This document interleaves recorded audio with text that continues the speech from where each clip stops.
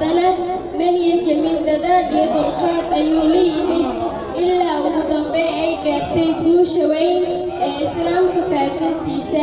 Nabi Maxamed waan ognahay dhibaatooyinkii la soo marsiiyey, haddana saasay ay tahay ma uusan niyo jabin. waxa uu noo soo gaarsiiyey diinteena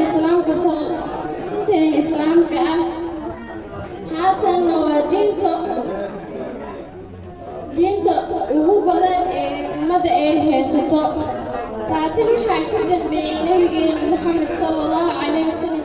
haddii uusan noogu dadaal lahayn ama u adkaysan lahayn ama himadiisa oo hoos u dhigi lahay intaan ma soo gaari lahayn. walaalayaal, maanta haddii aynu doonayno inaan guul gaarno ama nolosha meel sare aan ka gaarno, waa inaan iska dhaafnaa niyad jabka. niyad jabka waa waxyaabaha